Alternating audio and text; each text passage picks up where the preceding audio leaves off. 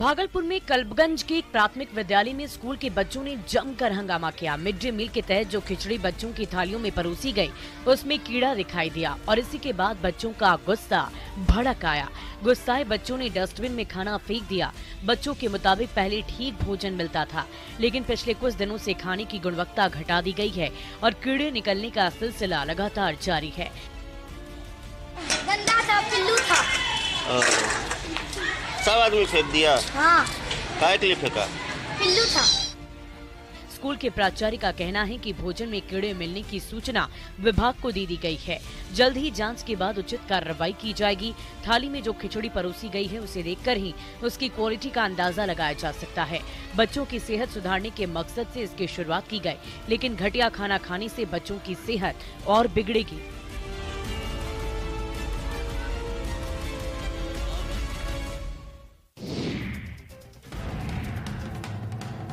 बक्सर के चौसा में जोर शोर से थर्मल पावर प्लांट का काम चल रहा है। इसी कड़ी में थर्मल पावर प्लांट के लिए टरबाइन जनरेटर को 192 चक्के वाले ट्रक से पावर प्लांट परिसर में लाया गया, लेकिन इसे लाने में प्लांट के अधिकारियों और ट्रक चालकों को काफी कड़ी मशक्कत करनी पड़ी। तस्वीरों को देख आपको इसका अंदाजा लग गया होगा।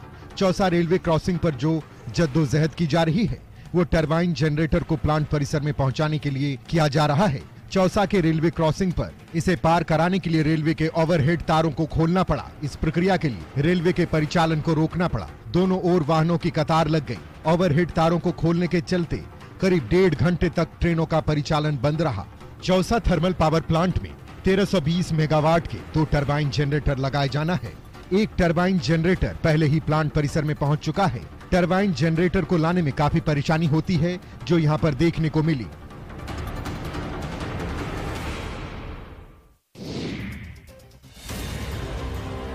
कोरोना को लेकर देश भर में अलर्ट जारी किया गया है। लोगों को मास्क पहनने और सोशल डिस्टेंसिंग का पालन करने का निर्देश दिया गया है।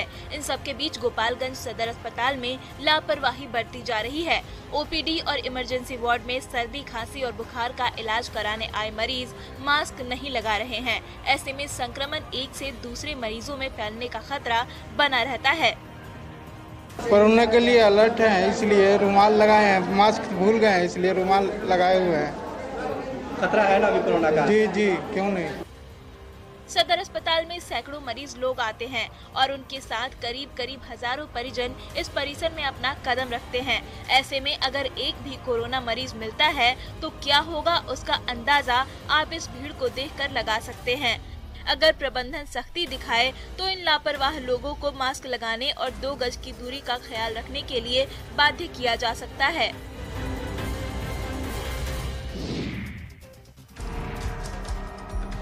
चाईबासा का सोनुआ और गोइलकेरा प्रखंड के लोगों को इस साल भी जलापूर्ति योजना का लाभ नहीं मिल सकेगा। 54 करोड़ की योजना से इसका निर्माण कार्य किया जा रहा है। पेयजल स्वच्छता विभाग की ओर से सोनुआ प्रखंड के 47 और गोइलकेरा प्रखंड के 9 गांवों की प्यास बुझाने के लिए इसका निर्माण कराया जा रहा है। ढलाई का काम कंप्लीट हो चुका है, तो अभी इसका काम अभी वही पेंटिंग बाकी है, फिर प्लास्टर बाकी है। तो हो जाने के बाद पाइपलाइन भी कंप्लीट हो जाने के बाद हो सकता है। पाइपलाइन अभी इसमें नहीं लगा हुआ है? हाँ, खाली नीचे से ऊपर नहीं लगा है। क्षेत्र के लोगों को इस वर्ष जलापूर्ति शुरू होने की उम्मीद थी, जिससे गर्मी के मौसम में पानी की समस्या से जूझ रहे ग्रामीणों को राहत मिलती। लेकिन योजना के कई काम अब भी अधूरे हैं, जिससे इसके चालू होने की उम्मीद ना के बराबर है।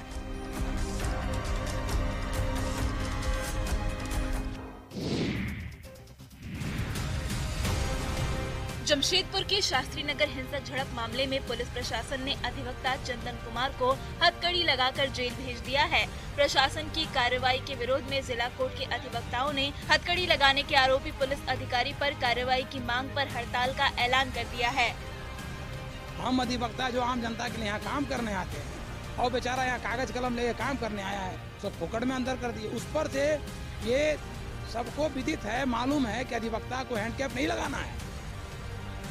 अधिवक्ताओं का कहना है कि सुप्रीम कोर्ट के निर्देश के बाद अधिवक्ता को हथकड़ी नहीं लगानी चाहिए थी, लेकिन नियम की अवहेलना की गई।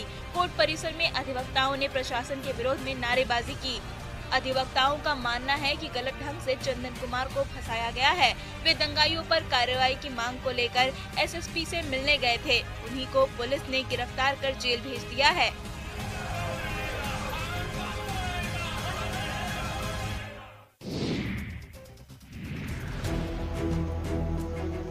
रांची के कोकर इलाके की सड़कों पर अब गाड़ियों की रफ्तार तेज हो गई है। कभी इस इलाके की सड़कों के किनारे लगने वाले मांस मछली की दुकानों की वजह से सड़कों पर गाड़ियां रेंगती थी, लेकिन अब ऐसा नहीं है। सड़कें साफ सुथरी दिख रही है। दरअसल इस इलाके में ट्रैफिक अभियान चलाया गया और मांस मछली की दुकानों को डिस्टिलरी पुल से बनी मार्केट में शिफ्ट किया गया। हम लोगों ने उसको ट्रैफिक को स्मूथ करने के लिए वहाँ जो पहले से जो बैठते थे सब्जी मार्केट या फल मार्केट या बाकी जो लोग भी से जो बाकी मांस मछली जो बिकता था खुले में, उसको हम लोगों ने बाकायदा नगर निगम के द्वारा स्थापित किया गया है मार्केट, उसमें शिफ्ट किया गया। नई जगह दुकानदारों को रास नहीं आ रही है, क्योंकि ट्रैफिक व्यवस्था बेहतर करने के लिए दुकानदारों को मार्केट में शिफ्ट तो कर दिया गया, लेकिन इस नई नवेले मार्केट में सही व्यवस्था नहीं होने से दुकानदारों को कई तरह की दिक्कतें आ रही है।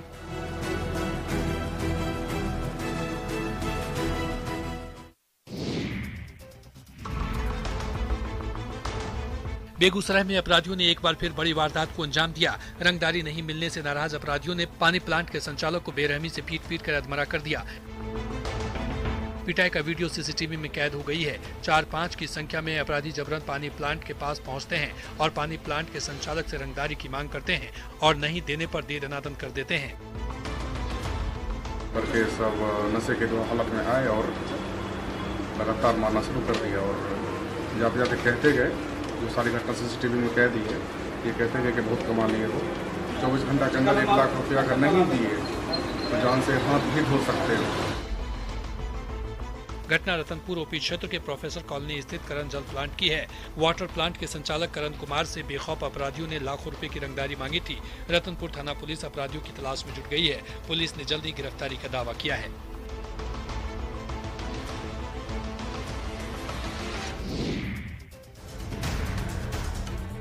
गिरिडीह के सरिया प्रखंड में लगातार हाथियों के झुंड का तांडव जारी है। सरिया की नीमटाड़ और नावाडीह में हाथियों ने उत्पात मचाते हुए दर्जनों किसान के कई एकड़ में लगी फसल को नष्ट कर दिया। वहीं घर की बाउंड्री वॉल को तोड़ते हुए पॉली हाउस को भी नष्ट कर दिया। हाथियों के उत्पात से लोग दहशत में दिख रहे हैं। बड़ी घटना को लोग आमंत्रित कर रहे हैं और इसका स्थायी समाधान नहीं निकाल रहे हैं। मांग करते हैं कि सरकार इस पर तत्काल ठोस पहल करे और एक किसी जंगल को चिन्हित करते हुए कॉरिडोर की व्यवस्था करे और हाथियों को वहां पर रखने की व्यवस्था करे। हाथियों के आने की जानकारी मिलते ही वन विभाग के अधिकारी मौके पर पहुंचे और हाथियों के झुंड को लोगों के सहयोग से आतिशबाजी के साथ मशाल जलाकर और गाड़ी का सायरन बजाकर जंगल में खदेड़ा। पीड़ित किसान ने सरकार से नुकसान की भरपाई की मांग की है, साथ ही समस्या के स्थायी समाधान की भी गुहार लगाई है।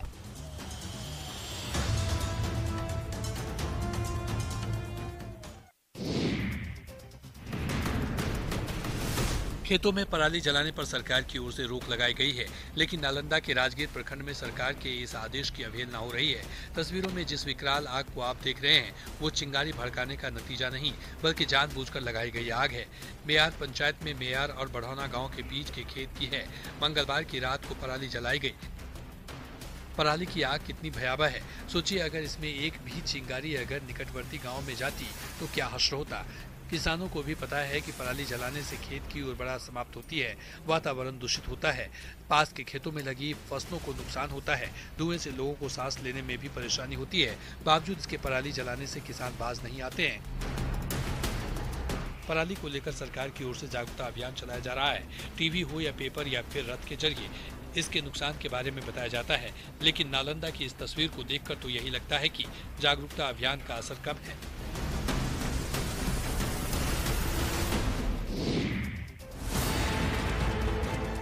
छपरा के मशरक में बाबा साहेब की प्रतिमा को नुकसान पहुंचाने के बाद लोगों का गुस्सा चरम पर है।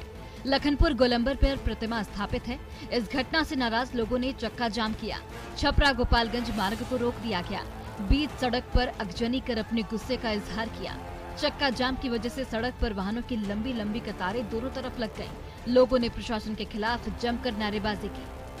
जो राजापट्टी कौन कुदनिया गोलंबर पर बाबा साहब की जो मूर्ति है मूर्ति को रात में असामाजिक तत्वों द्वारा तोड़ दिया गया है।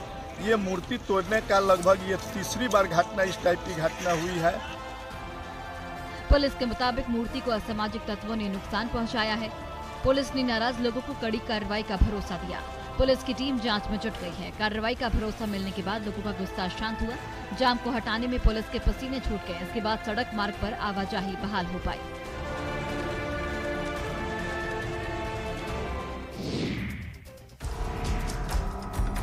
हर घर को शुद्ध पानी देने और जल संकट से निजात दिलाने के लिए नल जल योजना की शुरुआत की गई, लेकिन ये योजना लापरवाह अधिकारियों की वजह से विफल साबित हो रही है। बांका के धोरैया प्रखंड क्षेत्र के गचिया बसबिट्टा पंचायत के गंगदौरी गांव में पिछले 15 दिनों से नल जल योजना का पानी करीब 36 घरों तक नहीं पहुंच रहा है, जिसके कारण इस गर्मी के मौसम में लोग पानी की समस्या से काफी परेशान हैं। धोरैया मवेशी हाट के समीप PHED की ओर से 32 लाख की लागत से नल जल योजना का निर्माण हुआ और करीब 150 घरों को कनेक्शन दिया गया। पानी यहाँ 15 दिन से नहीं आ रहा है। उधर का टूटी का बॉल घुमा दिया, उधर बड़ा छेदा कर दिया, उधर पानी गिर रहा है, साग पट रहा है, खेत पट रहा है, लेकिन इधर पानी के लिए जनता ग्रामीण तरस रहे हैं। पानी अभी इधर उधर से ग्रामीण सहयोगी से मंग के काम चल रहा है। वाल्व टूटने की वजह से ये समस्या हुई, लेकिन इस ओर कोई ध्यान नहीं दे रहा है, जिसकी वजह से लोग प्यास से तड़पने को मजबूर हैं।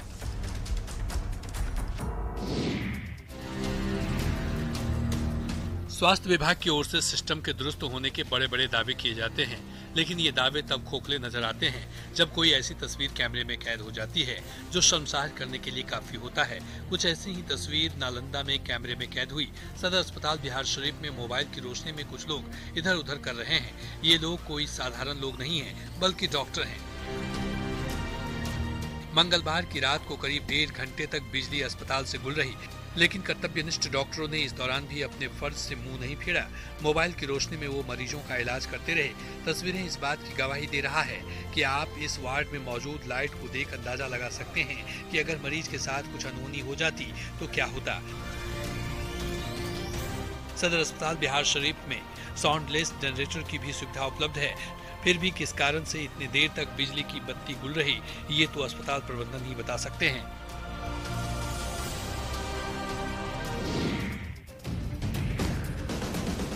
पाकुड़ में अपनी जान जोखिम में डालकर लोगों की सुरक्षा करने में जुटी महिला थाने के अधिकारी और जवान खुद को असुरक्षित महसूस कर रहे हैं।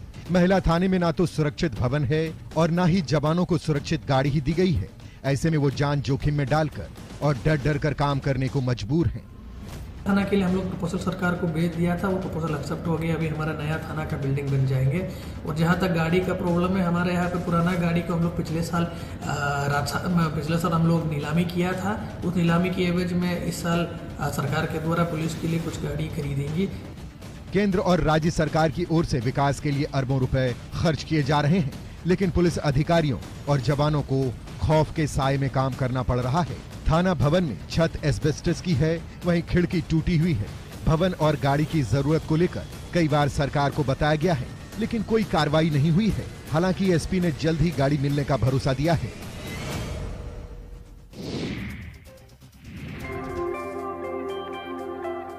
नवादा के विशिष्ट दत्तक ग्रहण संस्थान में पली नन्ही बच्ची की किलकारी अब लंदन में गूंजेगी। लंदन के एक दंपत्ति ने 14 महीने की रीत लक्ष्मी को गोद लिया है, जिसे कानूनी प्रक्रिया पूरी कर विधिवत रूप से डीएम उदिता सिंह ने स्वयं अपने हाथों से बच्ची को भावी दंपत्ति को सौंपा। इस दौरान बच्ची को पाकर दंपत्ति काफी खुश नजर आ रहे थे। हमने लक्ष्मी को आज अडॉप्शन ऑर्डर के लिए आए हुए थे डीएम मैडम से मिलने, तो बस वही अडॉप्शन ऑर्डर का वेट कर रहे हैं, फिर लक्ष्मी को साथ ले जाएंगे। कितना खुश हैं आप? बहुत खुश हैं। डीएम ने बच्ची के उज्जवल भविष्य की कामना करते हुए दंपति को बधाई दी और बच्ची के बेहतर देखभाल के लिए कई सुझाव भी दिए।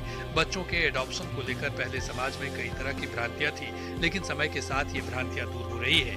इसी के चलते लोग अब बच्चे एडॉप्ट कर रहे हैं। नवादा के विशिष्ट दत्तक ग्रहण संस्थान से देश और विदेश के कई लोग बच्चे गोद ले चुके हैं।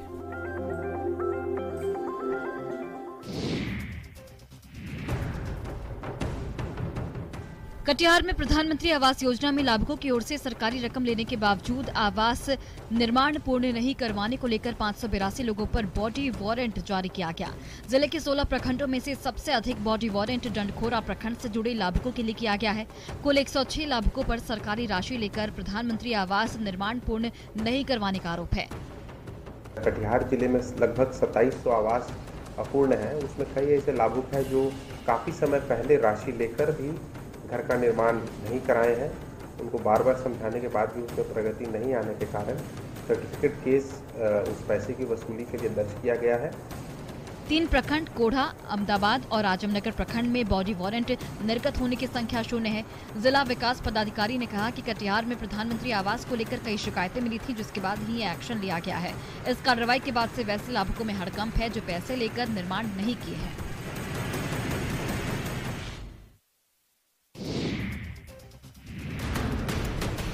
लोहरदग्गा में कोरोना संक्रमण बढ़ता दिख रहा है। जिले में कोरोना संक्रमित मरीजों की संख्या बढ़कर 9 हो चुकी है। ऐसे में सिविल सर्जन ने लोगों से कोविड प्रोटोकॉल पालन की अपील की है। वहीं बढ़ते मामले को लेकर स्वास्थ्य विभाग अलर्ट मोड में दिख रहा है। सदर अस्पताल में कोरोना से निपटने की सारी तैयारी पूरी होने का दावा किया जा रहा है। हमारे पास सफिशिएंट मात्रा में बेड है। दूसरी बात, हमारे पास ट्रेंड डॉक्टर हैं और टेक्नीशियन है। अभी सदर अस्पताल और चीरी अस्पताल में PSA ऑक्सीजन प्लांट चालू कर दिया गया है। वहीं स्नेहा और भंडारा CHC में ऑक्सीजन सिलेंडर के भी इंतजाम रखे गए हैं।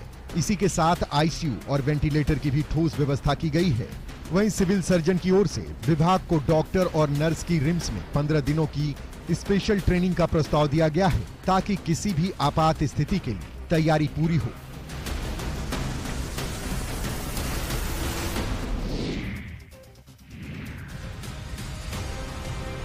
लखीसराय पुलिस को बड़ी कामयाबी मिली है। पुलिस ने श्रवण सिंह हत्याकांड में शामिल आरोपियों को गिरफ्तार कर लिया है।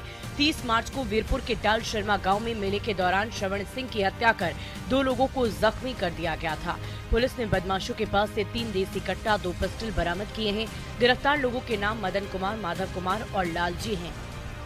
3 गिरफ्तारी हुई है। मदन, माधव और लालजी तीनों उसी गाँव का है और इसके पास से कुल 5 हथियार बरामद हुए हैं।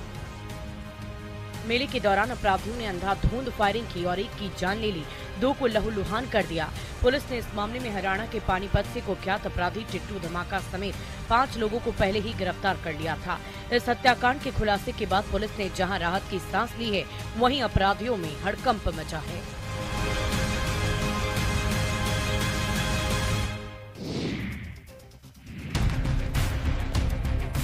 क्रिकेट मैदान पर ये खिलाड़ी अभ्यास कर रहे हैं। कोशिश है क्रिकेट में नाम कमाने की, भविष्य बनाने की, लेकिन बोकारो में इन खिलाड़ियों के साथ भविष्य से खिलवाड़ हो रहा है। बैट बॉल के इस खेल में पैसे का खेल चल रहा है। बोकारो जिला क्रिकेट संघ पर पैसे लेकर बाहरी खिलाड़ियों को मौका देने का आरोप लगा है। यानी यहाँ की पिच पर स्थानीय खिलाड़ियों की प्रतिभा विकेट की तरह गिर रही है। हम लोग का परफॉर्मेंस नहीं देखा जाता है। बाहर का जो लड़का आता है उन लोगों का परफॉर्मेंस देखा जाता है। उन लोगों का परफॉर्मेंस ठीक ठाक ही रहता है। हम लोगों का कंपैरिजन में एकदम इक्वल, लेकिन उन लोगों से पहले से उन लोगों का मिली भगत है तो उन लोगों का ध्यान दिया जाता है, हम लोग पे नज़रअंदाज कर दिया जाता है। क्रिकेट के इस खेल से खिलाड़ी के मामले पहले भी सामने आते रहे हैं। पैसों के लिए बोकारो जिला क्रिकेट संघ की वर्तमान कमेटी बॉलिंग, बैटिंग और फील्डिंग करते हैं, लेकिन और सिर्फ खिलाड़ी होते हैं। हालांकि बोकारो जिला क्रिकेट संघ के संयुक्त सचिव राजेश्वर सिंह ने आरोपों को बेबुनियाद बताया, लेकिन इस मामले में कैमरे पर कुछ भी बोलने से इनकार कर दिया।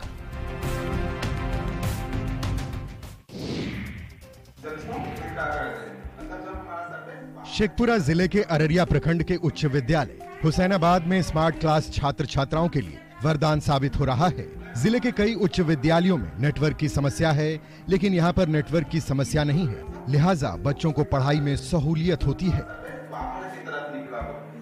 फिजिक्स पढ़ रहे हैं, उसमें मिरर पर है और तल पर गोलीय दर्पण, तल दर्पण। समझ में आ रहा है बात? जी। हालांकि प्रखंड के दूसरे स्कूलों में पुअर नेटवर्क के चलते पढ़ाई सुचारू तरीके से नहीं हो पा रही है, लेकिन हुसैनाबाद में गांव के बच्चे इस सुविधा का भरपूर इस्तेमाल कर रहे हैं। बच्चों का कहना है कि इस क्लास के जरिए उन्हें आगे की तैयारी करने में काफी मदद मिल रही है। गांव के बच्चे कुछ बनना चाहते हैं, लिहाजा स्मार्ट क्लास की उन्हें सख्त दरकार है। इस क्लास से उनकी सारी समस्या खत्म हो जाती है। स्मार्ट क्लास में काफी संख्या में बच्चे शामिल होते हैं और शिक्षा ग्रहण करते हैं।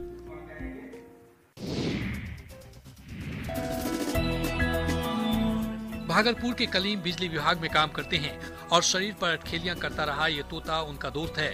घर हो या दफ्तर, तोता हमेशा कलीम के साथ ही साये की तरह रहता है। खास बात यह है कि इसे ये पिंजरे में बंद नहीं करते हैं। बिजली विभाग के कर्मचारी कलीम भागलपुर की सड़कों पर अपने कंधे पर तोते को बिठाकर बाइक से फर्राटे भरते हैं और तोता उनकी पीठ पर कंधे पर बैठकर सवारी का आनंद उठाता है।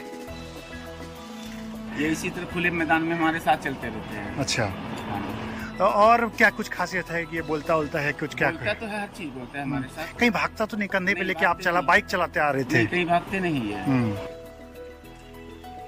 जब कलीम ऑफिस जाते हैं तो तोता उनके कंधे पर बैठकर ऑफिस जाता है। कलीम के सहकर्मी जब तोते को अपने कंधे पर बैठाना चाहते हैं तो तोता उन पर हमला कर देता है। करीब 6 महीने पुरानी दोस्ती है तोता और कलीम की, लेकिन इनके प्यार को देख ऐसा लगता है कि ये दोस्ती सदियों पुरानी है।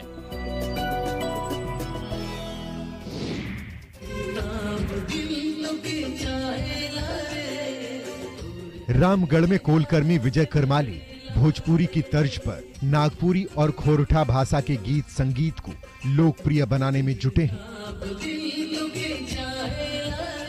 सीसीएल बड़का साइला एरिया के उरीमारी खदान से सटे भुरकुंडवा टोला में वे रहते हैं और कोयला खदान में काम करते हुए अब तक लोकप्रिय सिंगिंग टैलेंट हंट शो तक का सफर तय कर चुके हैं। मैं चाहता हूं कि जैसे भोजपुरी हिंदी जैसा डेवलप है वैसा हमारा नागपुरी क्षेत्र में भी नागपुरी सॉन्ग बहुत ज्यादा डेवलप करे।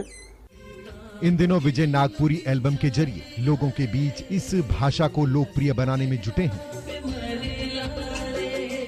उन्होंने सरकार से भी नागपुरी भाषा को आगे बढ़ाने के लिए विशेष अभियान चलाने की अपील की है। विजय के एल्बम को लोग खूब पसंद कर रहे हैं।